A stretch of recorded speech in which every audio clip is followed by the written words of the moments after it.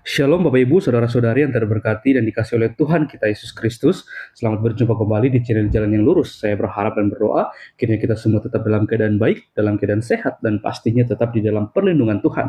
Saudaraku yang terkasih, di kesempatan kali ini kembali lagi kita akan bersama-sama mau melihat bagaimana keberlangsungan suatu diskusi atau debat antara teman-teman para apologet Kristen yang akan berhadapan dengan Ustadz Suma. Karena di mana Ustadz Suma ini kerap kali selalu memutarbalikkan fakta atau kebenaran yang ada di dalam kekristenan itu sendiri. Maka dari itu, tanpa berlama-lama, mari langsung kita simak videonya. Selamat menyaksikan dan Tuhan Yesus memberkati. Abraham diminta oleh Tuhan mengorbankan anak tunggalnya, bukan bukan untuk korban penebus dosa, tetapi untuk menguji kesabaran. Masalah di Dengarkan, ending daripada pengorbanan itu adalah apa? Diganti dengan hewan. Kenapa Kristen yang tadinya manusia diganti hewan, hewan diganti manusia? Ini yang saya tanya. Sedangkan Tuhannya Bani Israel jelas dikatakan dalam kitabnya mereka, di dalam kitab Yeremia, perintahnya jelas kurban itu kurban hewan ternak. Nah, korban kalian adalah korban manusia. Pertanyaan saya, Tuhannya Abraham tidak minta korban manusia, nggak pernah minta. Kalian korbankan anak Maria itu untuk dewa siapa? Untuk Tuhan siapa? Jawab itu, Preming. Oke. Ya Pak, saya kalau ngomong, soalnya begini Pak, ini Suma ini dia sering kejang-kejang potong-potong. Jadi Bang Suma diam dulu, biarkan saya jelaskan dulu. Saya yang kejang ya. Jadi Ya, silakan. Saya tidak butuh kejelasan, Bung. Saya tidak kejelasan mimbar gereja. Yang saya minta data. Kalian mempersembahkan darah manusia itu kepada siapa? Kepada dewa mana? Dewa Molok kah? Nah, ya, silakan. Kasih data. Silakan, saya minta data. Nggak perlu penjelasan. Saya lebih paham Bible daripada kalian.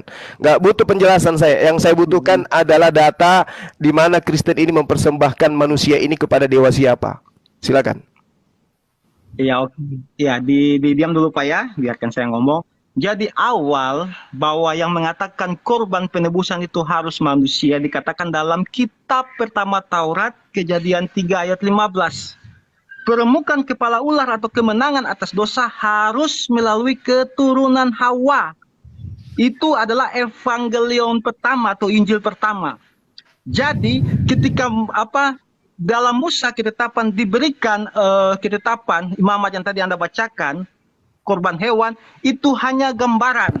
Nanti saya bawa sampai manusia ini. Ketiga, ya bentar semua, oke. Jadi pertama sudah tahu bahwa kemenangan atas dosa atau penebusan kemenangan mutlak harus dari keturunan Hawa. Data Kejadian 3 ayat 15. Nah tadi Bang Suma mengambil tipologi Abraham lalu mengatakan Tuhan menguji Abraham. Bukan itu tipologinya Pak. Kalau Tuhan menguji iman Abraham, Tuhan tidak maha tahu. Di situ Tuhan sudah tahu iman Abraham. Nah, makanya ketika dia menyuruh Abraham mempersembahkan anaknya, saat itu juga dia sudah menyiapkan korban ganti. Korban ganti itu bukan seperti yang Pak Suma maksud. Korban ganti itu dimaksudkan bahwa korban itu disediakan sendiri oleh Tuhan dan dipersembahkan untuk siapa? Untuk Tuhan itu sendiri. Buktinya di mana? Sakaria 9 ayat 11, Tuhan mengatakan bahwa dia akan mengampuni dosa manusia dengan perjanjian yang dilakukan oleh darahnya sendiri, bukan darahnya hewan. Sakaria 9 ayat 11. Makanya tadi seperti yang Pak Fleming katakan, ketika Yohanes, Nabi yang dinubuatkan, melihat Yesus, Yohanes berkata apa? Lihatlah anak domba Allah yang datang untuk menebus dosa manusia. Seperti yang dikatakan Sakaria 9 ayat 11, oleh karena darahku sendiri. Itu kata Tuhan. Bukan kata siapa. Dan Kejadian 3 ayat 15 kata Tuhan sendiri, keturunan Hawa yang akan menang atas dosa, bukan keturunan domba atau keturunan lembu. Itu aja dulu dari saya. Silakan Pak Suma. Oke, saya bantah ya. Apa yang Anda kais-kais dari kitabnya orang Yahudi Zakaria 9 untuk kalian jadikan persembahan. Kamu baca itu dari data pertama satu perikop biar saudara belajar. Ya, ini tidak ada hubungannya dengan persembahan darah manusia, nggak ada. Perjanjian Allah itu jelas dikatakan di dalam nomor 9, aku akan melenyapkan darah dari mulutnya dan kejijikan dari antara giginya. Ini tidak ada hubungannya dengan darahku, nggak ada hubungannya. Ucapan ilahi firman Tuhan datang atas negeri Hadrak dan juga berhenti di Damsyik. Tidak ada hubungannya dengan persembahan yang kalian lakukan dengan darah manusia. Nggak ada hubungannya. Kemudian Anda lari lagi ke dalam Kejadian 3 nomor 15. Bung, di situ dikatakan, aku akan mengadakan permusuhan antara engkau dan perempuan ini, antara keturunanmu dan keturunannya. Tidak ada di situ aku akan minta persembahan darah manusia, nggak ada. Sekali lagi saya katakan, rontokkan Imamat 1 nomor 2 dengan data Anda. Berbicaralah kepada orang Israel dan katakan kepada mereka, apabila seseorang di antaramu hendak mempersembahkan persembahan kepada Tuhan, haruslah persembahanmu yang kamu persembahkan itu dari ternak, dari binatang, dari hewan, yaitu lembu, sapi, atau kambing, domba. Itu digenapi Yesus di dalam Lukas 5 nomor 14, Matius 8 nomor 4. Kalian lakukan persembahan sama persembahan Musa. Apa persembahan Musa? Hewan. Nah, Kristen muncul mempersembahkan anak manusia sebagai penebus dosa. Pertanyaan saya, Kristen ini mempersembahkan darah manusia ini kepada dewa siapa? Karena Tuhan kami, Tuhannya Yahudi dan Tuhannya umat Islam tidak pernah minta darah manusia. Oke? Pertanyaannya jelas. Oke. Anak Maria kalian persembahkan darahnya kepada setan siapa? Dewa siapa? Iblis siapa? Jawab. Saya tahu apapun yang kita ngomongin kamu tidak akan pernah mengerti karena kamu itu udah sesat. Yesaya pasal 53, dengar. 53. Yesaya itu bukan untuk Yesus.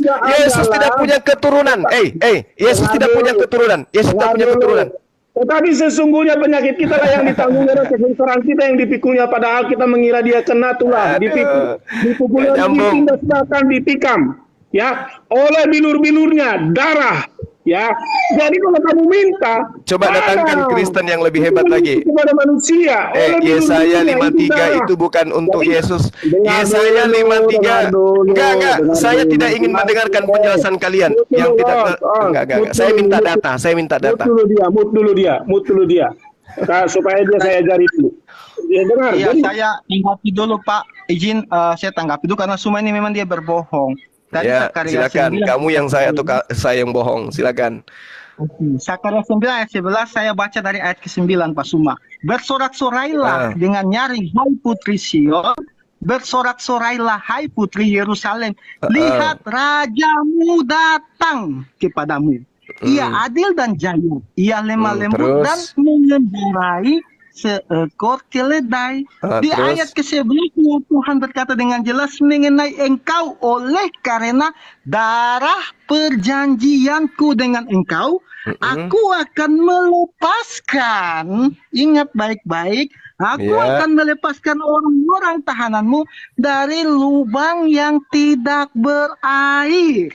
Tahu apa itu lubang yang tidak berair? Udah, terus. Nah, oke, ya. Jadi tadi Pak Suma mengatakan, sudah saya katakan dari awal, Kejadian 3 ayat 15, dikatakan bahwa kemenangan atas dosa itu harus melalui keturunan Hawa. Lalu Pak Suma mengatakan begini. Mana minta korban manusia mana? Di mana? Data nomor berapa? Keturunan itu manusia, keturunan itu manusia. Iya, bukan hewan kan? Bukan hewan kan? Bentar dulu. Tuhan minta hewan, Bung, bukan manusia. Sadarlah. Kalau aku mau buka data semua potong-potong, tenang dulu. Anda ngomong saya diam. Saya minta datanya, Tuhan minta manusia mana? Di mana dalilnya di Sakaria 9? Dulu, ini kan jelas. Dengar dulu kan dari ayat pertama katanya ucapan ilahi. Jadi begini, tadi juga Bang Suma mengatakan, lo kenapa ambil kitab orang Yahudi? Bang Suma ingat Lukas 24 ayat 44, Yesus berkata apa ketika dia bangkit dari kematian? Yesus mengatakan dengan jelas, telah kukatakan kepadamu sebelumnya bahwa semua yang tertulis tentang aku dalam Taurat Musa, dalam kitab Mazmur dan kitab para nabi harus digenapi. apa yang digenapi Yesus seperti yang saya ambil ini Sakaria 9 ayat 11. Ucapan ilahi mengatakan mengenai engkau oleh karena darah perjanjianku. Ketika Yesus malam perjamuan terakhir dia mengangkat cawan dan dia jelas berkata, siram dulu pemburu radikal. Chandra 9, pemburu radikal tolong dulu disiram-siram juga koin ya. Jangan Pak Juma aja ya. Yuk, tolong. Iya, saya lanjut dulu ya. Iya, jadi jelas bahwa disiram-siram ya Pak pemburu radikal koin ya. Bentar Pak, jangan dipotong ya, biar ini. Jadi jelas bahwa mengenai engkau oleh karena darah perjanjianku. Lalu begini Pak yang terakhir Anda baca ini, saya kasih ayat jelas ini ya. Anda bilang mana Anda buat. Ini saya kasih Yesaya 45 ayat 23. Anda mungkin belum pernah baca. Jadi saya kasih satu contekan buat Anda juga nih. Bentar saya buka Alkitab dulu, Yesaya 45 ayat ke-23. Bunyinya begini Pak Suma. Demi aku sendiri aku telah bersumpah. Ingat, Tuhan sendiri telah bersumpah. Dari mulutku telah keluar kebenaran. Kebenaran apa itu? Suatu firman. Ingat, suatu firman yang tidak dapat ditarik kembali. Dan semua orang akan bertekuk lutut di hadapanku dan akan bersumpah setia dalam segala bahasa. Digenapi di mana? Filipi 2 ayat 10 dan 11. Karena oleh penebusan yang dilakukan oleh Yesus, maka semua lidah akan bertekuk lutut dan semua lidah akan mengaku bahwa Yesus adalah Tuhan bagi kemuliaan Allah Bapa. Seperti yang dikatakan Yesaya 45 tadi, merujuk kepada Sakaria 9 ayat 11 bahwa darah perjanjian itu akan Tuhan lakukan dengan darah Tuhan sendiri. Untuk apa? Seperti yang Kejadian 3 ayat 15 katakan, peremukan kepala ular atau kemenangan atas dosa secara seutuhnya. Udah. Itu dulu dari saya. Oke, dongengnya sudah. Dengarkan saya ya. Perjanjian darah Tuhan itu yang Anda harus pikirkan, perjanjian darah Tuhan itu bukan darah manusia, tapi darah hewan. Kalau saya tanya, perjanjian darah yang dimaksud dengan perjanjian darah oleh Tuhan itu perjanjian darah manusia atau darah hewan? Jawabannya Anda hewan. Di mana tertulis itu? Anda belajar di Keluaran 24. Diambilnyalah kitab perjanjian itu, lalu dibacakannya dengan didengar oleh bangsa itu, bangsa Israel. Segala firman Tuhan akan kami lakukan dan akan kami dengarkan. Kemudian Musa mengambil darah itu dan menyiramkannya pada bangsa itu serta berkata, inilah darah perjanjian yang diadakan Tuhan dengan kamu. Oke, darah apa? Darah manusia? Darah hewan. Berhenti kamu asumsikan kitabnya orang dengan darah manusia. Perjanjian darah yang diminta oleh Tuhan adalah darah hewan, bukan darah manusia. Hanya Dewa Molok yang minta perjanjian darah manusia. Camkan itu baik-baik. Maka Kristen yang mengaku sebagai pengikut Yesus, pertanyaan saya muncul, Kristen mempersembahkan darah anak manusia Yesus itu dipersembahkan kepada dewa siapa? Karena Tuhan kami nggak mungkin.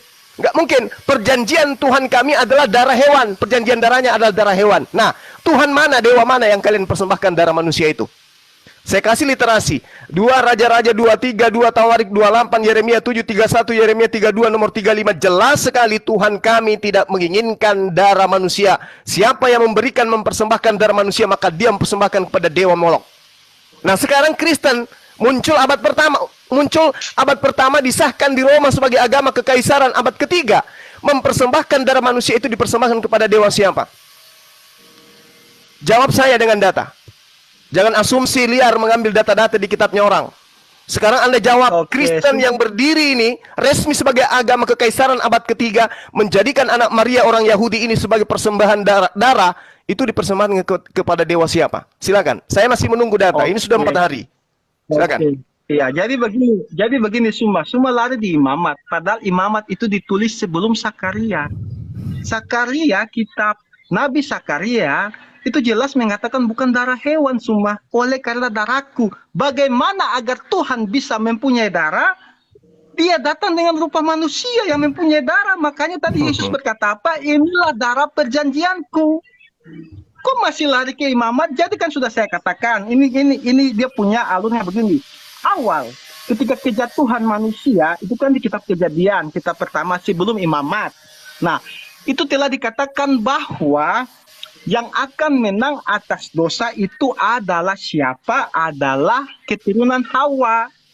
Nah, ketika Adam dan Hawa diusir dari Taman Eden, itu kan Tuhan membuat baju, lalu sematkan kepada mereka dari kulit hewan. Jadi waktu kulit hewan itu diambil kulitnya, pasti itunya mati kan, hewannya mati. Makanya Adam dan Hawa mengajarkan cara penyembahan kepada Tuhan itu dengan mengorbankan hewan. Itu yang diikuti oleh Kain, itu tidak diikuti oleh Habil. Itu diikuti oleh Habil, tidak diikuti oleh Kain. Makanya Kain, dan karena persembahannya tidak diterima seperti yang Tuhan lakukan kepada Adam dan Hawa itu, ketika mereka diusir, Kain membunuh Habel. Jadi dari situlah turun imamat yang kepada Musa itu untuk apa? Gambaran. Karena gambaran itu bukan baru Tuhan berikan ke Musa, sudah Tuhan berikan kepada Adam dan Hawa. Buktinya Kain dan Habel. Habel mempersembahkan korban. Ada lagi yang tidak asumsi kayak gini, ada nggak? Silakan. Semua darah yang dikorbankan, daging dan tulangnya harus diberikan seperti sapi-sapi yang kami kurbankan. Lantas di mana daging dan tulang-tulang itu kalian bagikan pada saat itu? Karena darah pengorbanan tidak hanya unsurnya dari darah, darah tersebut dari kedagingan. Sekarang kalau darah sebagai perjanjian, di mana kalian berikan tulang-tulang dan daging-daging itu sebagai pelengkap daripada persembahan? Silahkan jawab kamu. Ya, saya selesaikan minta dulu Pak Suma. Yang intinya kesimpulannya di Sakaria 9 ayat 11 tadi bukan darah hewan Pak Suma. Jelas oleh karena darahku, dan itu yang telah dibuatkan dalam Yesaya 45. Darah yang kalian persembahkan itu harus melengkapi kedagingan juga berupa tulang dan daging. Kemana kalian? Apa kalian gantikan itu dengan roti dan anggur? Kalian harus berikan saya pada saat itu di mana tulang dan daging-daging. Dibakar. Tidak bisa. Jangan bilang dibakar-bakar. Harus ada dalil yang jelas. Di mana tulang dan daging itu kalian berikan. Baca imamat jelas itu dibakar. Saya kerucutkan dulu. Darah perjanjian, dengarkan. Darah perjanjian Tuhan itu dengan para nabi, dalam hal ini keturunan Abraham, itu darah manusia atau darah hewan? Dan hewannya hewan apa? Coba, saya mau tahu dari kalian.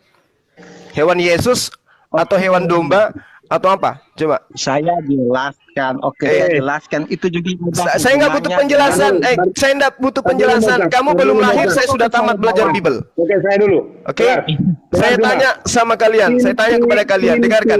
Perjanjian darah Tuhan itu darah manusia atau darah hewan? Kalau darah manusia, di mana Tuhan minta darah manusia? Kalau darah hewan, hewannya apa? Hewan Yesus atau hewan domba? Jawab. Tadi di dalam Kejadian sudah diberikan oleh saudara saya Moza tentang keturunan. Itu keturunan pertama. apa? Keturunan apa? Persembahan apa? Keturunan. Itu peperangan antara baik dan buruk, itu antara iblis. Antara baik dan buruk. Iya, memang. Nggak ada hubungannya dengan korban. Nggak ada hubungannya dengan korban. Siapa yang buruk itu siapa? Enggak, iblis. Yang buruk itu iblis. Yang dipersembahkan manusia, darah manusia kepada dia. Yang kalian lakukan. Yang kalian lakukan. Yang baik siapa? Yang baik para nabi yang mengajarkan ajaran Tuhan. Di mana ada disebut nabi-nabi? Lah, anak keturunan Adam itu nanti akan diberikan nabi-nabi. Anak keturunan Hawa itu nanti akan lahir nabi-nabi sebagai juru selamat kepada manusia.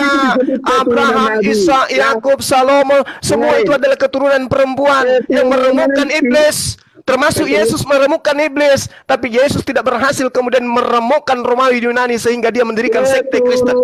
Tidak ditujukan kepada nabi-nabi. Nggak ada di situ nabi. Lalu siapa?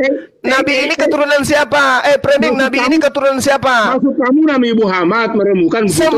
Semua nabi-nabi dari keturunan Hawa itulah yang meremukkan iblis. Semua.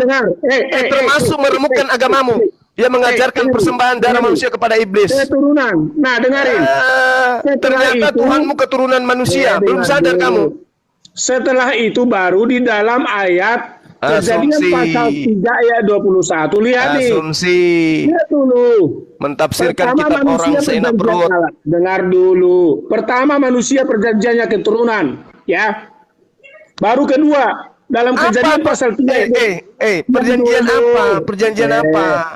Perjanjian Tuhan itu darah manusia atau darah hewan? Ayat 21. Kejadian 3 ayat 21. Baru adalah korban, di sana binatang darah. Lihat, kenapa darah? Ya, di mana tulang dan daging itu? Kalau Bapak katakan Ya, itu darah, di mana tulang dan daging Jangan itu tulang-tulang, diberikan? ntar tadi Mamat. Kalau kamu belum paham, tulang-tulang aja lah. Ya.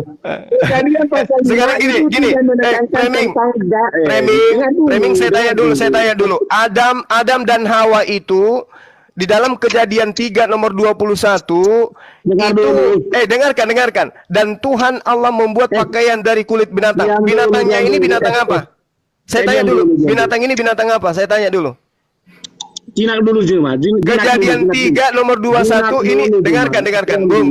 Korban pertama kali dilakukan di Gan Eden untuk Adam dan Hawa itu korbannya apa? Binatang apa? Kulit binatang apa? Binatang manusia atau apa? Kejadian pasal 9 ayat 5. Jangan ke situ dulu. Kejadian 3 dulu, Kejadian 3. Kejadian pasal 5 ayat pasal 9 ayat 5 tuh kan jadi salah gara-gara lu tuh cuma. Kejadian 3. Kulit pertama yang menjadi korban di Gan Eden itu untuk menutupi badan Adam dan Hawa itu binatang apa? Kejadian pasal 9 ayat 5 di sana sudah bicara tentang darah adalah nyawa. Itu kisah itu, bukan persembahan korban. Ya Allah ya Karim. Ya, jadi nyawa itu ada di dalam darah dan darah itu adalah nyawa. Artinya kehidupan. Nah, kehidupan ini dari keturunan itu sudah dikasih tahu Kejadian pasal 3 tadi, dan di dalam Zakaria sudah dikasih tahu berbicara tentang darah dari nyawaku. Di dalam Yesaya 53 juga dikasih tahu. Yohanes pasal 1 ayat 27 sudah jelas. Jadi itu berkaitan permintaan mengenai manusia. Nah, lalu lo apa? Emang Al-Quran lo memberikan persembahan dari apa? Coba darahnya ditumpahin. Harus ada persembahan itu berupa daging dan tulang yang dibagikan. Di dalam apa? Pertanyaan saya belum terjawab. Perjanjian Tuhan dengan perjanjian darah itu hewan atau manusia? Kalian belum jawab. Udah Apa jawabannya? Kejadian 9, Zakaria 5. Apa jawaban kalian apa? Manusia sudah jelas. Yohanes pasal 1 ayat 27 sudah jelas. Apa itu? Zakaria 9 sudah jelas. Mari kita baca. Mari kita baca. Yohanes 1 nomor 27 kita baca. Pasal 9 ayat 5 sudah jelas. Saya bantu. Kejadian pasal 3 sudah jelas. Yohanes 1 nomor 27. Kejadian pasal Dia yang datang 22 kemudian daripada aku membuka tali kasutnya pun aku tidak layak. Apa ini? Jadi apa kamu ini mau minta apa lagi?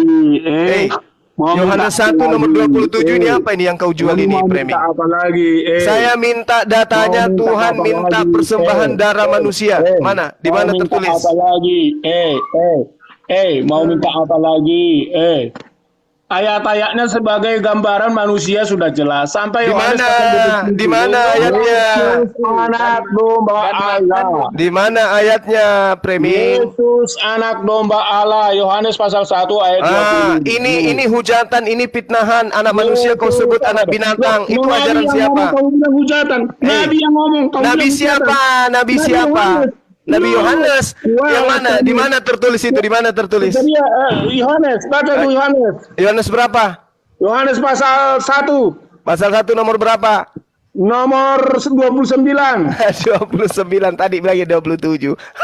Yohanes pasal 1 29. Dengarkan. Saya bacakan kepadamu. Ya. Pada keesokan harinya, Yohanes, ini bukan tulisan Yohanes ya. Yohanes melihat Yesus datang kepada dia. Lihatlah anak domba Allah. Ini sejak kapan Yesus berubah menjadi anak domba? Sejak kapan? Bukankah dia anak manusia?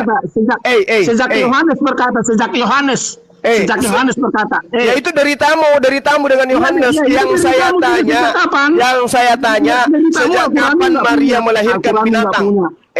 Sejak kapan? Al-Quran itu nggak punya. Sejak kapan Maria melahirkan anak domba? Sejak kapan? Naik haji ke Mekah. Bagaimana itu pemotongan naik haji ke Mekah? Sejak kapan? Dulu baru potong korban naik haji. Bagaimana itu? Mulai keo. Yesus bagaimana korban darah naik haji? Korban darah naik haji. Itu tuh bagaimana itu naik haji korban darah dibagi-bagi lagi menjadi nasi padang. Bagaimana itu? Nasi bungkus. Itu bukan korban. Nasi padang, nasi bungkus. Kasihan ya. Kualitas kalian cuma seperti ini, kasihan. Mau apapun cuma dikatakan sama kamu nggak bakal dengar nih lembut nih framing. Kasihan Kristen ini, apapun kasihan. dikatakan sama kamu cuma. Kasihan. Jadi yang masih bisa diselamatkan, silakan. Itu apa namanya ini? Yang masih bisa diselamatkan, silakan Anda bersyahadat atau menjadi ateis. Jangan mengikuti agama yang mempersembahkan manusia kepada iblis, karena Tuhan kami tidak pernah minta manusia sebagai korban. Dengarkan ya. Korbankanlah domba-domba itu ya, lalu darahnya menjadi penebus kalian. Ya, Yesus itu kapan berubah menjadi domba? Kapan? Darah di Al-Quran ada nggak darah penebus dosa di Al-Quran? Ada nggak darah penebus dosa?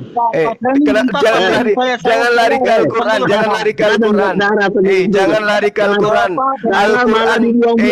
Dengarkan, Al-Quran mengatakan Bismillahirrahmanirrahim, walikuli ummatin ja'alna man sakal liyazkurusmallah ala ma razaqahum min bahimatil an'am.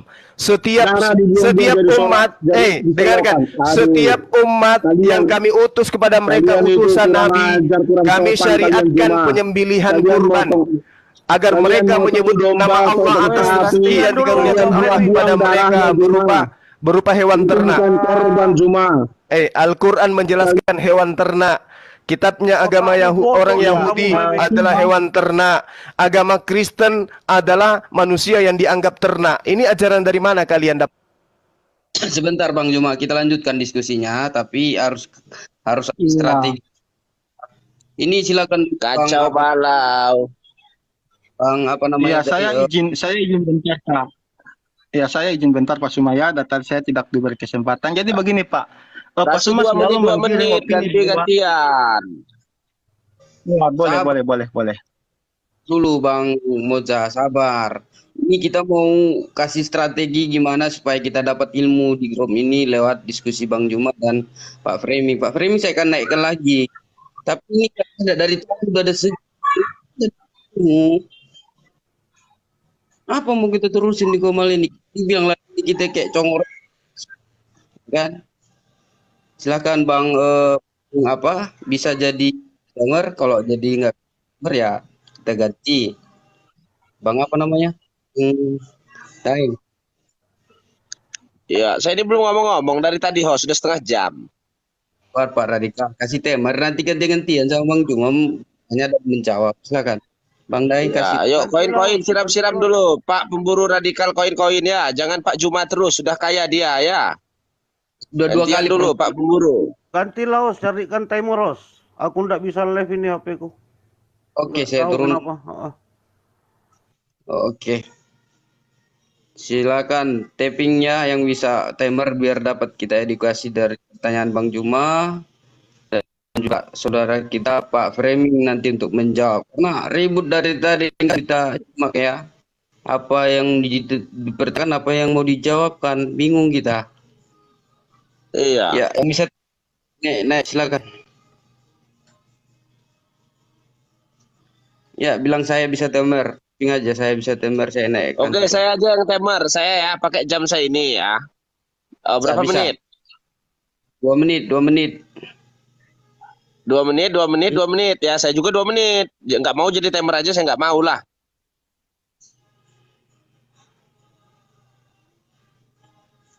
Iya kan? Mana nih, nggak ada yang bisa. Masa jadi timer nggak dapat upahnya?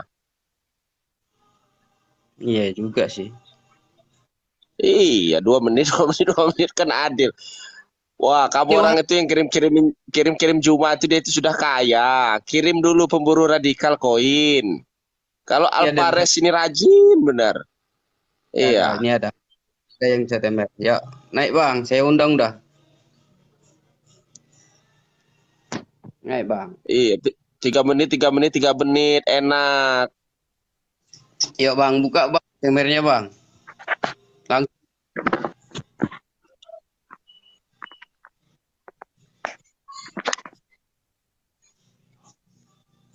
Pak pemburu radikal ini orang Islam ya, bukan orang oten. Pak radikal. Silakan silakan. Iya, dia orang ngira saya ini oten, makanya nggak ada yang mengirim koin. Aja bang, 2 menit aja bang. Tidak terima. Oke, sekarang ya saudara yang di bawah, silakan siram dulu kamera kita biar semangat ya untuk menunjukkan waktunya.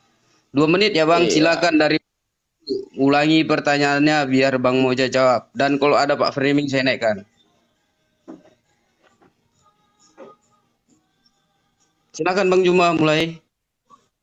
2 menit. Oke, jadi gini saudara ya. Jadi gini.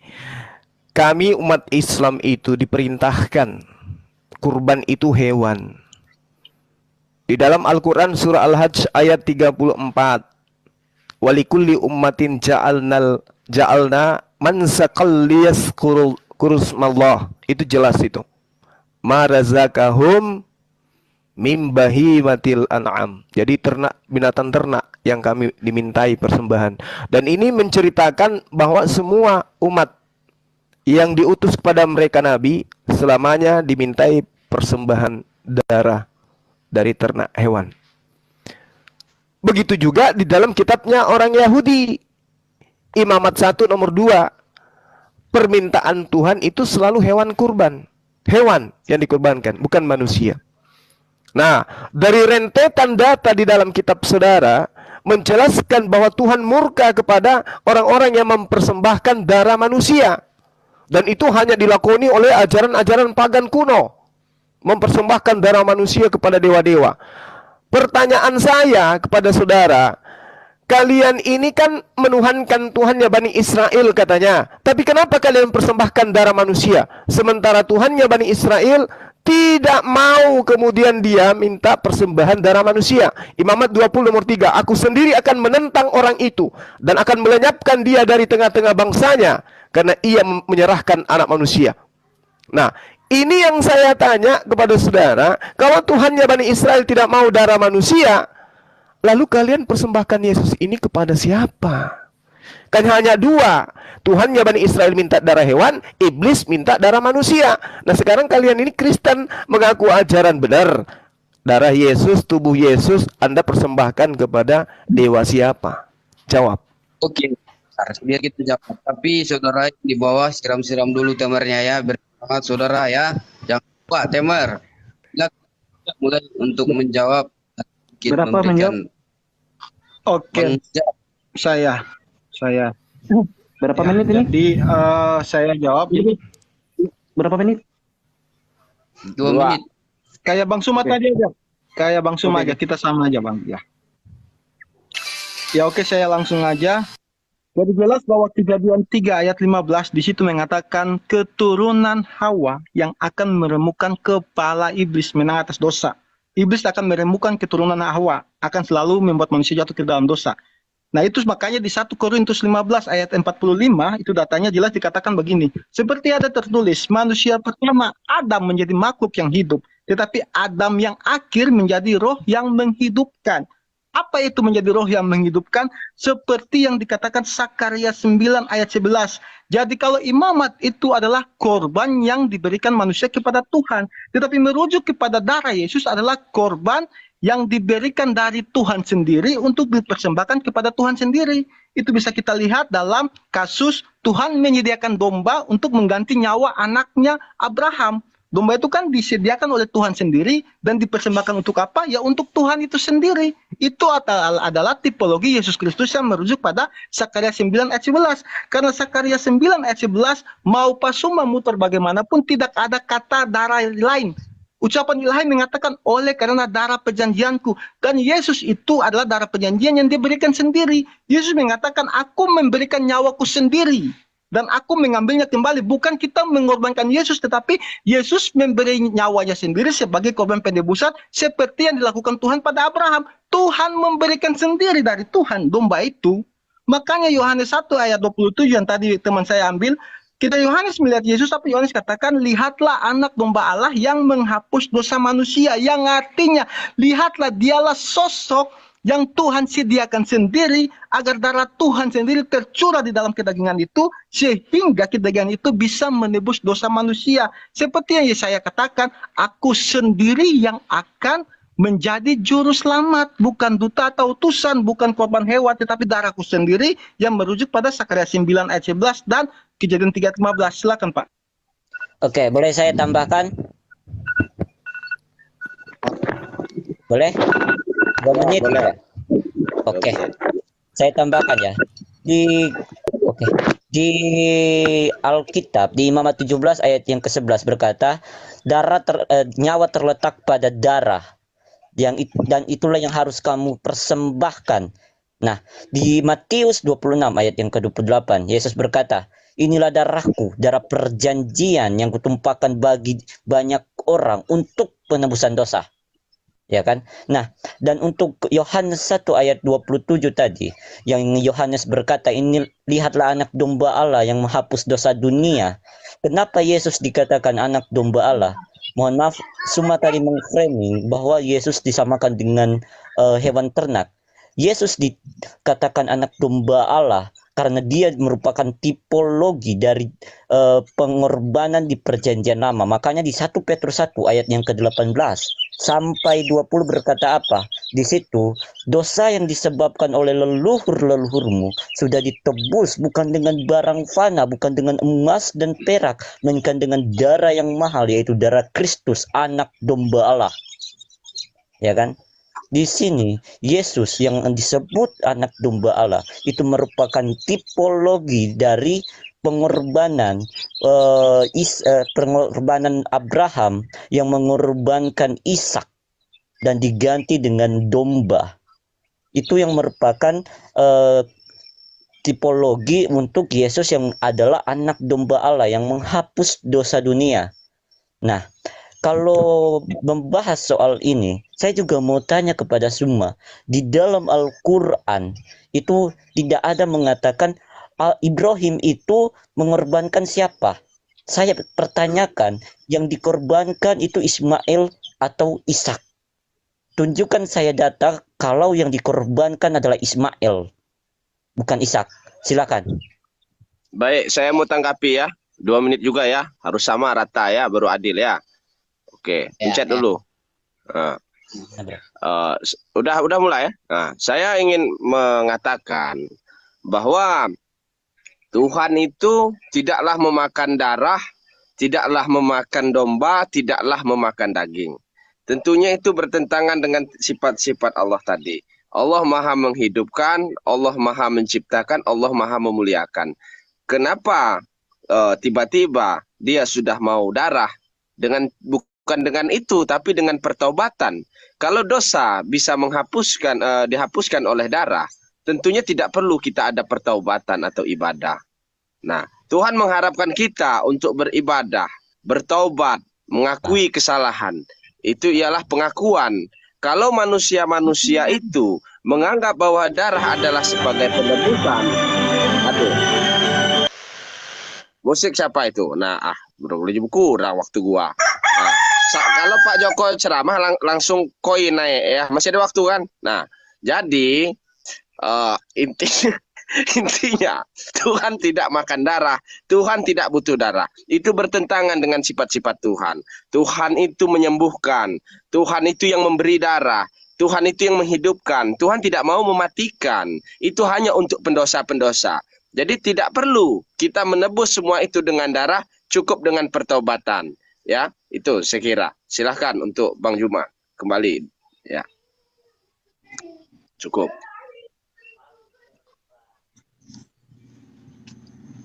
Baik. Yang pertama, saudara siapa tadi yang masuk ini? Ini Mossad. Ini kebohongan kitab kalian. Mohon maaf saya harus katakan itu ya. Kamu mengambil kitabnya orang Yahudi di Zakaria 9 nomor 11. Tahukah kamu bahwa di situ ada penipuan? Jelas sekali dikatakan gam'at bedam baritek. Bukan dikatakan bahwa perjanjianku, tetapi perjanjianmu. Lai merubah katamu, berubah menjadi ku. Baca original teksnya. Kamu ditipu di sana. Ayo, siapa yang bisa original teks tampilkan ke saya? Biar saya buktikan. Harusnya terjemahannya adalah dari perjanjianmu, bukan perjanjianku. Seakan-akan Tuhan yang punya darah. Bukan. Itu perjanjianmu. Baritek silati asirayik. Kemudian dikatakan mibrom. Ya, mibrom en mayim, itu jelas tuh. Jelas tuh. Coba tampilkan original teksnya biar kita baca. Jelas di sana dikatakan beritek dari perjanjian. Beritek dari perjanjianmu, bukan perjanjianku. Itu original teksmu sudah salah sesat di sana. Salah menyesatkan lagi. Nah, kemudian ketika saya bertanya kepada saudara, mana perjanjian Tuhan yang mengatakan dia minta darah manusia? Anda tidak mampu menunjukkan itu. Lalu apa yang Anda lakukan kemudian? Yesus yang adalah manusia, supaya dianggap dia adalah hewan, Anda ganti. Inilah anak domba Allah. Sejak kapan Nabi Tuhan disebut domba? Yang ada dia itu harusnya jadi gembala, bukan domba. Dia adalah guru, dia gembala. Kenapa dia yang jadi hewan ternak? Anda yang mempersamakan Yesus sebagai hewan, bukan saya. Anda, makanya saya minta, mana datanya Tuhan minta persembahan darah manusia? Untuk saudara Baginda Nathan sebentar, habis ini saya jawab Anda. Silakan. Oke. Berarti semua belum menjawab ya. Enggak apa-apa. Saya mau Waktu saya cuma 2 menit, Bung. Oke. Saya mau menanggapi terlebih dahulu Pak Joko yang mengatakan bahwa tidak perlu ada darah, tidak perlu ada apapun untuk menghapus dosa, melainkan hanya melalui pertobatan. Di dalam surah Al-Tahrim ayat yang ke-8 berkata, pertobatan itu pertobatan nasuha, yang berarti di situ dikatakan pertobatan yang mudah-mudahan dikabulkan oleh Allah. Nah, masih mudah-mudahan, ya kan? Di dalam surah Al-Baqarah ayat 54, di situ Musa mengajarkan kepada Bani Israel yang mereka sebelumnya itu solim, yang menyembah berhala. Musa mengajarkan apa? Bertobatlah dan bunuhlah dirimu. Disuruh bunuh diri untuk bertobat. Ya kan? Apa itu yang disebut tobat? Ya kan? Nah, untuk Yesus, kenapa Yesus disebut anak domba Allah? Sudah saya katakan, itu adalah tipologi atas pengorbanan, tipologi untuk penebusan, ya kan? Karena apa? Karena orang-orang di Perjanjian Lama mengorbankan domba atau hewan untuk penebusan sementara, dan penebusan per orang, bukan seluruhnya. Melainkan Yesus datang sebagai anak domba yang darahnya digunakan untuk penebusan seluruhnya, ya kan? Makanya dia disebut anak domba Allah yang menghapus dosa dunia. Makanya tipologi itu juga terkait dengan di mana Yesus dilahirkan. Di Mika 5 ayat 1 dan 2, di situ menjelaskan bahwa Yesus lahir di Bethlehem Efratah, di Migdal Eder, ya kan?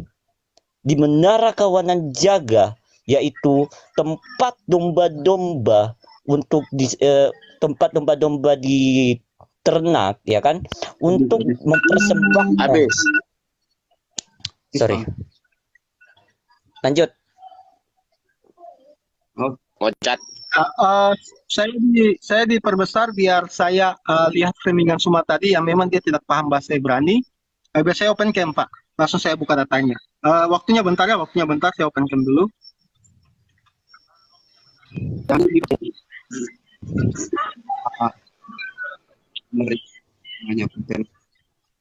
Tunggu dibuka datanya baru.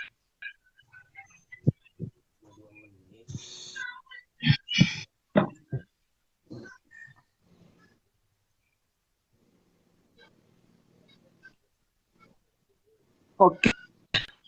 Suara saya jelas.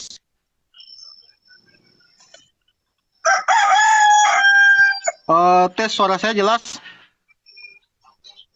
Halo? Tes suara saya jelas. Jelas. Oh ya, saya kalau open cam, ya saya open cam kayaknya saya sinyalnya jatuh. Jadi teman-teman cek aja di BBK Hub. Jelas bahwa yang semua katakan itu salah. Barit atau kata yang dia katakan perjanjianku itu dalam terjemahannya itu berarti bisa perjanjian, perjanjiannya, perjanjianmu, perjanjianku, bersekutu dan sebagainya. Tetapi penerjemah harus melihat kata selanjutnya. Di situ ada kata denganmu antara dua orang oknum di situ Pak Suma. Anda tidak paham bahasa Ibrani, Anda ngawur aja kayak Anda. Jadi jelas bahwa karena tidak mungkin aku Baca, tampilkan kita biar kita baca sama-sama. Yang kita biar kita tahu siapa yang di sini ngada-ngada, siapa yang bisa baca Ibrani, saya atau Anda. Silakan tampilkan. Tadi ada sudah tampilkan, silakan. Silakan. Oke. Nah, sekarang Anda baca tuh. Apa yang tertulis di sana? Coba Anda jujur. Bentar. Di layarku belum. Di layarku belum ada nih, Bang. Bentar. Di layarku belum ada nih. Tef dengan kaf. Silakan. Apa bacanya tuh? Beretek itu artinya apa? Beritek. Coba. Atau kalau Anda susah, coba KJV. Tampilkan KJP-nya. Jangan dilanjut dulu timernya nanti. Ya, jangan dulu jalan. Bentar. Bentar. Ini sudah ada belum? Gambarnya? Ada. Yang saya bold itu ada nggak terjemahannya? Ada. Yang mana? Perjanjianku itu. Enggak bergerak. Itu yang saya bold ini ada nggak? Enggak bergerak. Aduh. Ini nih. Mungkin Nathan bisa bantu, Nathan? Nggak bisa Bang. Ini nih. Nah, Saya scroll ini. Enggak, sudah saya ini jaringan Pak, bukan HP-nya yang taruh diam Pak. Ini nih. Ini kan darah nih kan? Ini nih. Enggak bergerak. Ini nih. Enggak bergerak. Aduh. Ya, jadi begini Pak. Nanti gimana? aja kan Sakaria 9 11 ini kan. Itu artinya begini, perjanjianku, perjanjiannya, perjanjianmu, bersekutu, seperjanjianmu itu kan artinya. Itu artinya dari kata ini. Nah, masalahnya Pak Suma, versi KJP coba kamu tampilkan. Perjanjianku atau perjanjianmu? Biar belajar. Karena KJP itu lebih tua daripada terjemahan kalian. Ini Hebrew. Ya, Hebrew-nya jelas. Apa yang dikatakan di sana? Beritek itu merujuk kepada oknum lain daripada yang berbicara. Saya yang berbicara kepada oknum lain. Beritek merujuk kepada engkau, bukan aku. Ayo. Gimana tuh? Di sini kan terjemahannya jelas. Timer sudah mau dihidupkan ya, seperti time. Iya, jadi begini. Jadi jelas bahwa katanya itu terjemahannya kan perjanjian, tetapi merujuk kepada oknum. Di sini kan diterjemahkan perjanjian. Iya, perjanjiannya itu bisa diterjemahkan. Waktu saya nih Pak. Iya, perjanjianku juga ada Pak.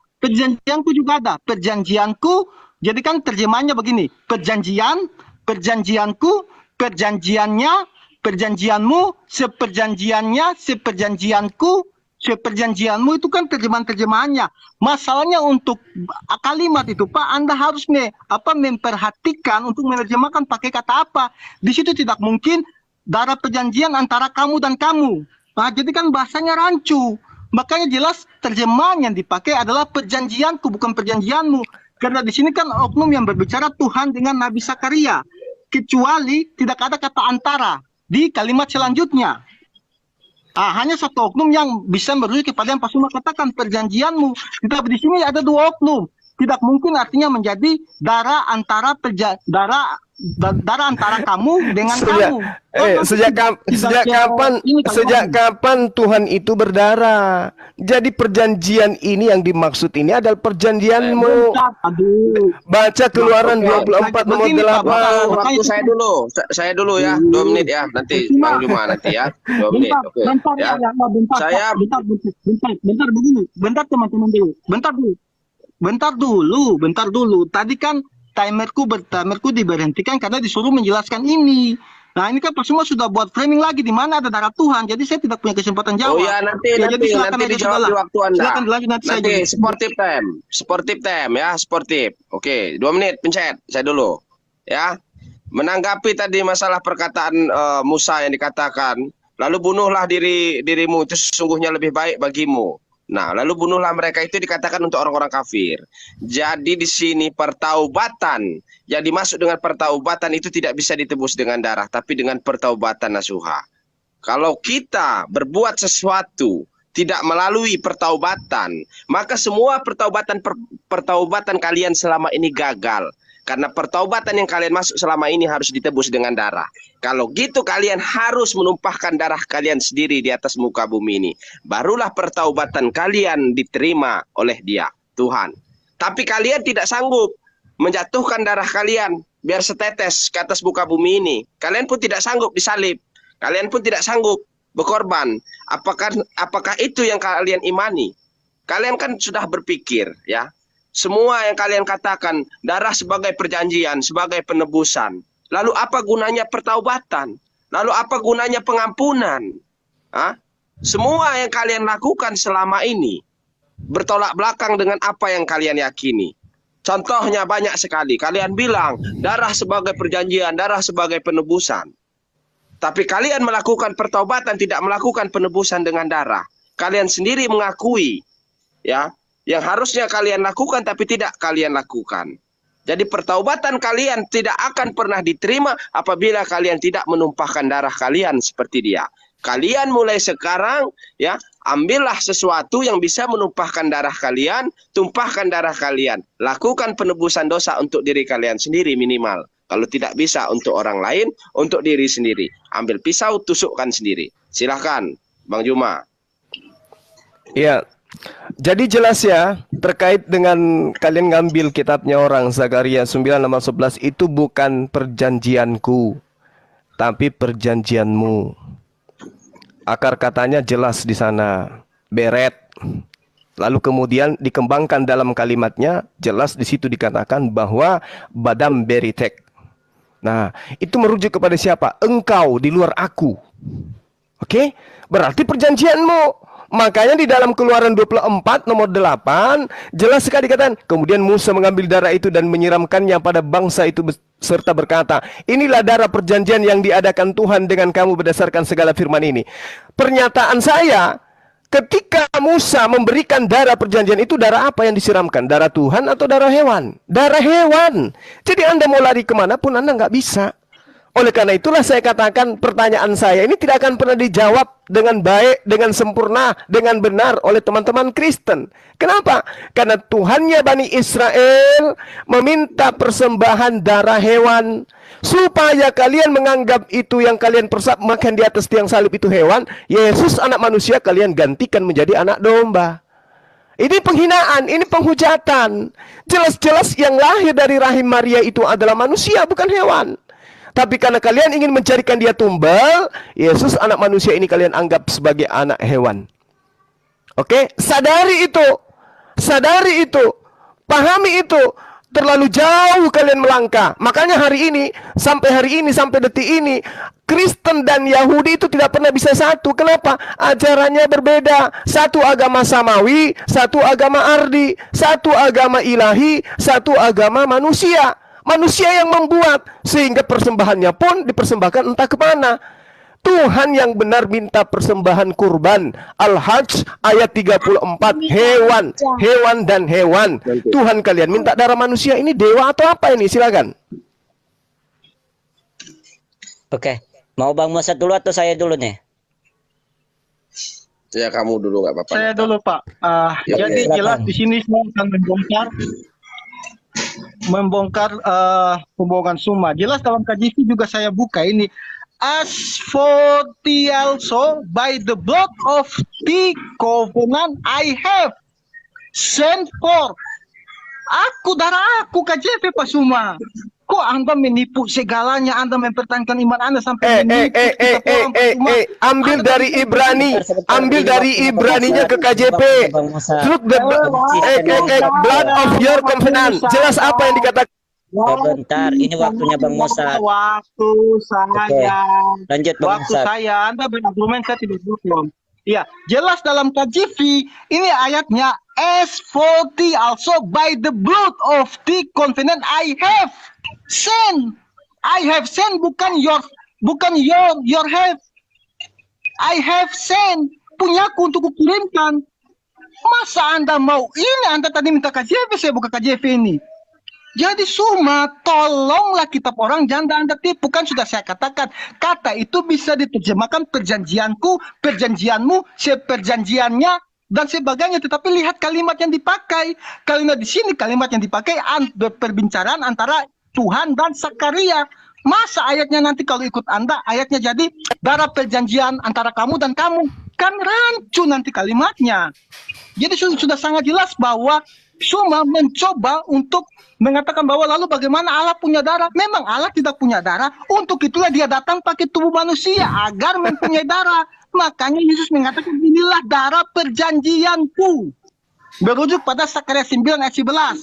Dan Tuhan datang jadi manusia kan sudah dinubuatkan. Tadi kita sudah baca banyak-banyak. Yang menang akan dosa harus dari keturunan Hawa. Sedangkan Tuhan mengatakan aku sendiri yang akan menyelamatkan. Berarti aku sendiri yang akan menyelamatkan harus dari keturunan Hawa. Agar apa? Bisa mengambil kedagingan dan darah. Agar Sakaria 9 ayat 11 bisa dia nyatakan. Jelas dalam bahasa Inggrisnya KJV. Oke, mau apa? Bahasa apa lagi? Saya buka nih kitab perjanjian. Oke, saya. Jadi begini. Suma sampai sekarang belum menjawab pertanyaan saya ya. Di mana datanya Ibrahim mengorbankan Ismail. Nah, itu belum ada jawaban sampai sekarang. Saya masih menunggu semua. Dan untuk Pak Joko, pertobatan nasuha di Al-Tahrim ayat 8, di situ berkata apa? Pertobatan nasuha itu masih mudah-mudahan, bukan kepastian, ya kan? Kalau ada pertobatan yang bisa langsung menyelamatkan kalian, ya kan? Tidak mungkin di surah Maryam ayat 83 berkata, tidakkah kamu mengetahui bahwa Allah telah berfirman, kami telah mengutus setan kepada orang kafir untuk menyesatkan mereka dan mendorong mereka ke dalam maksiat yang sungguh-sungguh. Nah, ini kenapa seperti ini? Orang yang sudah kafir, yang sudah sesat, malah ditambahkan kesesatannya. Di surah Al-Furqan ayat 68 berkata, dan orang-orang yang tidak mempersekutukan Allah dengan sesembahan lain dan tidak membunuh nyawa yang diharamkan Allah kecuali dengan alasan yang benar dan tidak berzina, dan barang siapa yang melakukan hal demikian niscaya mendapatkan hukuman berat. Orang baik mendapatkan hukuman berat, yang tidak mempersekutukan Allah, yang tidak membunuh, yang tidak berzina mendapatkan hukuman berat. Di ayat yang ke-69 juga menegaskan akan mendapatkan azab yang berat untuk mereka itu dan akan dihinakan di neraka. Waduh, parah itu. Jadi untuk apa pertobatan itu? Ya kan? Nah, untuk Suma, tolong jawab pertanyaan saya. Dan Yesus sebagai anak domba Allah, dia menyerahkan nyawanya untuk menebus manusia. Ya kan? Dia yang disebut anak domba Allah, dia menyerahkan tubuhnya. Dia menyerahkan nyawanya. Di Matius 26, ayatnya yang ke-26 berkata apa? Inilah tubuhku dan darahku, ya kan, yang kuserahkan. Oke, Oke, pencet saya 2 menit ya. Oke. Jadi mereka yang menggunakan pengorbanan itu menganut sistem pagan, sistem dewa-dewa, mempersembahkan darah, tubuh, tulang, daging, buah-buahan, dan lain segala macamnya. Itu adalah bentuk sesembahan. Mereka menyembah berhala. Mereka menuhankan seolah-olah Tuhan itu meminta suatu pengorbanan. Nanti mereka akan takut pada saat itu bila mereka tidak memberikan persembahan atau penebusan terhadap Tuhan, Tuhan akan marah. Tuhan akan marah, Tuhan akan murka. Jika makanannya tidak diberikan, jika keinginannya tidak diberikan, jika mereka tidak memberikan nyawa. Dulu banyak agama-agama yang memberikan tumbal-tumbal, memberikan persembahan-persembahan darah-darah, seolah-olah dewa dan Tuhan itu menginginkan itu. Apabila bencana-bencana yang terjadi pada saat itu, era saat itu dikaitkan mereka dengan persembahan yang kurang, atau itu suatu store, upeti yang harus kita store setiap tahunnya.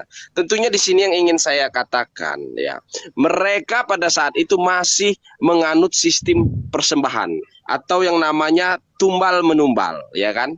Nah, jadi Tuhan kalian memberitahu itu, memberi contoh itu untuk agar kalian melakukan hal itu juga yang sama. Dia mencontohkan, inilah darah penebusan, ya kan? Tuhan telah melakukan penebusan untuk kalian, dan sekarang kalian harus melakukan penebusan itu untuk diri kalian sendiri. Maka jadikanlah diri kalian tumbal seperti domba yang disembelih, lalu sembelihlah diri kalian sendiri di sana. Berikanlah persembahan itu kepada Tuhan. Tuhan mengharapkan kalian menjadi tumbal-tumbal, dan Tuhan mengharapkan darah-darah kalian. Berikan itu sebagai penebusan dosa kalian. Haleluya. Oke, baik, giliran saya. Jadi Bung, kaidah bahasanya itu nggak nyambung kalau dituliskan di sana perjanjianku. Badam Beritek itu melanggar kaidah bahasanya orang. Yang tepat di situ adalah perjanjianmu, bukan perjanjianku. Apa pijakannya kemudian? Keluaran 24 nomor 8 yang saya katakan kepada kalian. Musa memberikan darah siapa? Darah hewan, bukan darah Tuhan. Anda sudah terbantahkan. Nah, kepada saudara, di mana Ismail itu yang akan dikurbankan? Ingat, Al-Quran menjelaskan, Bismillahirrahmanirrahim, Rabbi habli minas solihin. Wahai Tuhanku, Abraham berdoa kepada Allah, wahai Tuhanku, anugerahkan kepadaku anak yang sabar, anak yang soleh. Ya, itu jelas di dalam ayat selanjutnya dikatakan, Pabasyarnahu bigulamin halim. Maka kami beri kabar gembira kepadanya dengan seorang anak yang sangat sabar. Jadi Ibrahim sudah diberi anak yang sabar pada saat prosesi ingin dikurbankan. Dengarkan itu, Pabasyarnahu bigulamin halim. Maka kami beri kabar gembira kepadanya dengan kelahiran seorang anak yang sabar. Proses kemudian berlanjut. Ya, persembahan kemudian berlanjut di ayat As-Saffat ayat 101, 102, 103 dan seterusnya. Nah, siapa anak yang sabar ini diterangkan dalam Al-Qur'an, wa Ismaila wa Idris wa Zalkifli kullum minas sabirin, dan sesungguhnya dan Ismail itu adalah orang-orang yang sabar. Siapa yang diberikan anak tunggal tadi? Anak yang sabar. Siapa yang tadi mau diprosesi pengorbanan? Anak yang sabar. Siapa anak yang sabar? Ismail. Lalu kapan Ishak lahir? Nanti di ayat 112. Wabasyarnahu bi Ishaqa nabiyyam minas salihin. Dan kami beri kabar gembira dengan Ishak, seorang nabi yang termasuk orang-orang yang saleh. Ishak saleh, kemudian Ismail sabar. Anak yang dikurbankan adalah anak yang sabar. Siapa dia? Ismail. Oke? Oke? Dan kamu harus paham, kami dengan orang Yahudi tidak pernah ribut antara Ishak dan Ismail. Kenapa? Tidak ada anak di antara keduanya yang dikurbankan. Yang dikurbankan adalah hewan. Berubah di Kristen menjadi manusia. Lanjut. Oke. Oke. Saya dulu apa Bang Saya Ustaz? dulu ya Nathan ya. Oke, silakan Saya lanjut. dulu Bang Nathan. Nanti kamu bokong dari. Jadi begini, semua nama mata di papan tulis, telinga dengar. Jadi cuma ini jelas dia mencoba. Contoh, saya kasih contoh. Kata please dalam bahasa Inggris bisa diartikan silakan atau tolong. Nah, kata tadi kalau ikut cuma katanya jadi begini, mengenai engkau oleh karena darah perjanjianmu dengan kamu. Loh, darah perjanjianmu dengan kamu. Loh, semua. Lalu semua begini, pengorbanan akan darah itu merujuk kepada kemahaadilan Tuhan. Contoh, ketika Anda ditilang tidak bawa SIM, lalu Anda disidang, Apakah perbuatan Anda bisa membayar tilangan Anda? Itu kan tidak. Tetap harus bayar uang sesuai dengan undang-undang yang berlaku. Itu pun yang Tuhan kami lakukan. Dia Sang Maha Adil. Jelas bahwa upah dosa ialah maut. Bahwa saya membunuh 1000 orang, kau menipu hanya 1 orang, hukuman kita sama, harus dihukum mati di neraka. Untuk itu harus ada pengganti. Dan pengganti itu apa? Nyawa diganti dengan nyawa. Untuk kita hidup tidak mati harus ada nyawa yang menggantikan kita. Itulah yang imamat tetapkan untuk korban penebus salah. Jadi sangat jelas. Lalu Pak siapa nih, Pak pemburu radikal dari tadi ngomong pangan-pangan. Hello Pak, mata di cermin. Bangsa Kuaris juga muter-muter Ka'bah loh, panggan loh. Jadi nggak usah standar ganda di sini. Jadi jelas bahwa darah penebusan itu merujuk kepada kemahadilan Tuhan. Jika Tuhan menghukum tanpa mengampuni, itu akan menyangkali Dia yang Sang Maha Kasih. Tapi jika Tuhan juga hanya mengampuni tanpa menghukum, mana sih Sang Maha Adil itu? Bagaimana agar Maha Adil dan Maha Kasih ini bisa sama-sama Tuhan berikan kepada kita?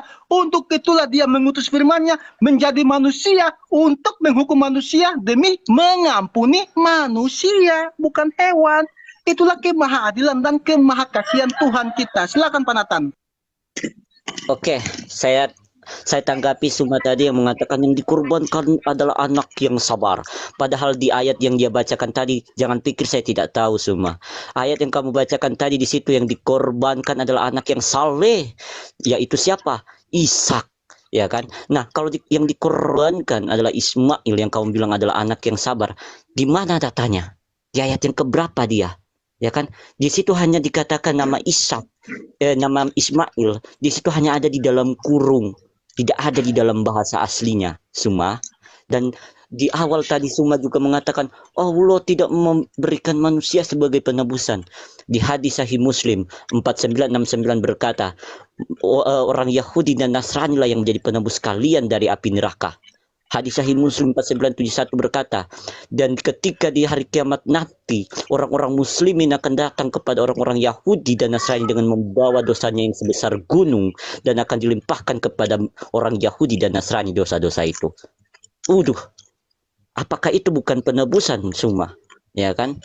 Dan Suma juga tadi tidak menanggapi tentang surah Al-Furqan ayat 68, surah Maryam ayat 83 yang berkata apa? Surah Maryam ayat 83. Tidakkah kamu mengetahui bahwa Allah telah berfirman, kami telah mengutus setan-setan kepada orang kafir dan menyesatkan mereka dan mendorong mereka ke dalam maksiat yang sungguh-sungguh. Ini orang yang sudah sesat disesatkan pula. Bagaimana ini? Ya kan? Apakah itu contoh Tuhan yang baik? Ya kan? Jadi tolong Suma jangan cuma menanggapi Bang Mosyad, ya kan? Tanggapi pertanyaan-pertanyaan saya Suma. Dan Suma tadi juga membahas tentang Ismail, ya kan? Di dalam surah Al-Ankabut ayatnya yang ke-27, keturunan Ibrahim, Ishak dan Yakublah yang menjadi nabi dan memegang kitab. Habis. Oke, saya ya. Dengar. Jika yang dimaksud dengan penyalipan tumpahnya darah itu sebagai darah penebusan, lantas mengapa dia harus turun lagi di hari ketiga? Sempat meminta ikan goreng. Bukankah penebusan itu harus konsekuen? Kalau kita sudah tebus, sudah. Tidak usah lagi kita ke bawah. Tidak ada pendosa lagi. Harusnya hari kedua setelah dia disalib dan darahnya ditumpahkan, tidak ada lagi manusia yang berdosa. Tapi kenapa? Masih banyak orang-orang yang melakukan dosa. Masih banyak perbuatan-perbuatan dosa. Sempat-sempat ngangkat ikan dengan para murid. Tebarkanlah jalamu. Sempat-sempat makan ikan goreng. Ya kan? Sempat-sempat dia keliling-keliling dulu. Berhari-hari. Tidak tahu kemana rimbanya. Padahal dia sudah melakukan penebusan dosa.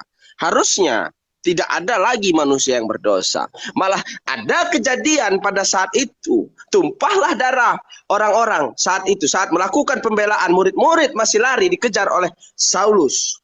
Ya kan? Penebusan yang mana yang dia lakukan? Jika masih membunuh, tidak ada umat yang dia bela. Tidak ada segala macam. Malah dia main hura-hura. Dia di sana minta buah lah, minta ikan, main ke pantai. Nah, apa itu semua? Coba. Tidak ada dosa hari kedua. Karena hari pertama darah itu sudah tumpah jatuh ke bumi. Nah, ya. Hari ketiga, hidup lagi. Coba. Hari ketiga dia hidup. Dia tidak melakukan penebusan karena dia tidak mati. Upah daripada dosa adalah kematian. Dia tidak mati. Dia hidup lagi. Dia nongol. Ya kan? Dia omong dia mau keangkat. Tapi dia di bawah. Makan ikan. Hidup. Tidak, itu bukan namanya tubuh kemuliaan, tapi tubuh kelaparan. Ya, tubuh kelaparan 3 hari tidak makan, dikurung dalam goa. Ya, silakan Bang Juma. Oke, yang pertama ya.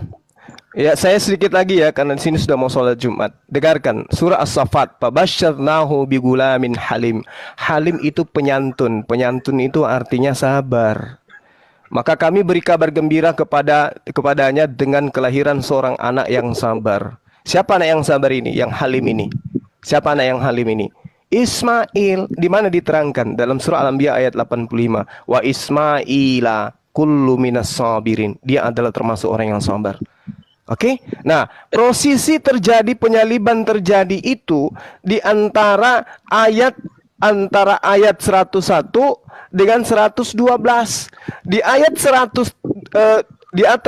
112-nya barulah kemudian Ishak itu lahir. Wa basyarnahu bi Ishaqa. Dan perlu Anda pahami, antara Ismail dan Ishak itu tidak ada yang dipersembahkan. Nggak ada. Jadi kami dengan Yahudi nggak pernah ribut dengan itu. Oke? Anda belajar lagi supaya Anda paham. Kemudian saudara yang satu ya, dijelaskan di dalam kitabnya orang Yahudi, gam, adapun et Anda, bedam karena darah, beritek dari perjanjianmu, silati aku akan membebaskan, asirayik tahananmu, mibro dari lubang, et mayim tidak ada tanpa air atau kering. Oke, tidak ada perjanjianku di sana. Itu terjemahanmu sendiri yang perjanjianku. Orang punya kitab mengatakan perjanjianmu. Ya, baritek, bedam, baritek, darah perjanjianmu. Oke, kalau kau mengatakan perjanjianku berarti itu menyalahi Keluaran 24 nomor 8. Ternyata di sana darah Tuhan, bukan darah hewan. Pertanyaan saya kepada kalian, kalau ada yang bisa menjawab saya, Tuhan, darah Yesus itu kalian persembahkan ke dewa siapa? Dewa Molok kah? Zeus kah? Horus kah? Karena kalau Hasem, ya apa yang tidak pernah minta darah manusia. Camkan itu. Ini terakhir dari saya ya. Ini PR buat semua Kristen di dunia. Yesus itu dipersembahkan darahnya kepada dewa siapa? Demikian. Salam NKRI. Assalamualaikum warahmatullahi wabarakatuh. Cuma nggak jawab pertanyaan saya ternyata. Waalaikumsalam. Dia nggak menjawab pertanyaan saya di surah Maryam ayat 83, surah Al-Furqan ayat 68, hadis Muslim 4969, hadis Muslim 4961. Bung, habis ini kalau mau lawan saya, penebusan itu kita akan bantah. Ini tema saya 2 menit, Bung. Kamu jangan lebay. Ya, tidak ada itu Kristen bertanya Al-Quran saya tidak jawab. Oke? Ini saya mau sholat Jumat, di sini sudah salawat.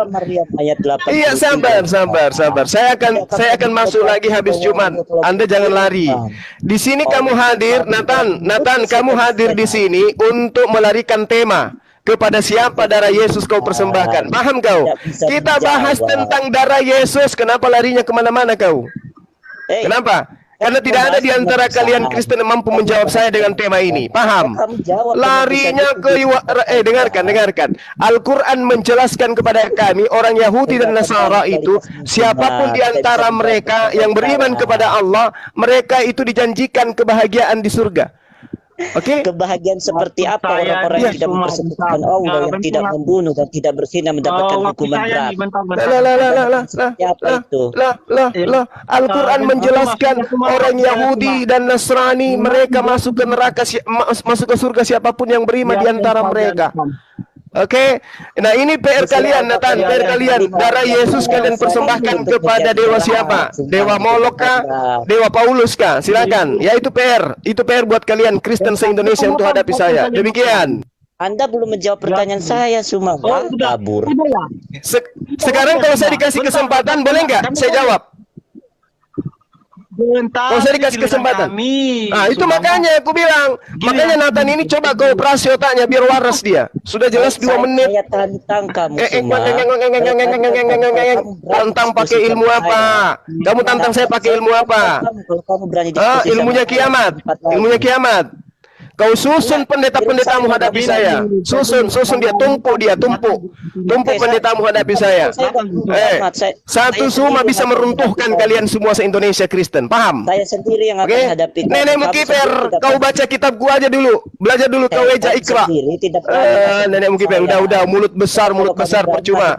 Saya Ya, itu dia Bapak Ibu, kita bersama-sama telah melihat serta menyaksikan bagaimana keberlangsungan atau keseruan suatu diskusi atau debat antara teman-teman para apologet Kristen yang berhadapan dengan seorang Ustadz Suma. Ya, dimana kalau kita melihat serta mendengar segala sesuatu yang dipaparkan oleh Ustadz Suma sama sekali tidak masuk akal, bahkan tidak ada di dalam kekristenan itu sendiri.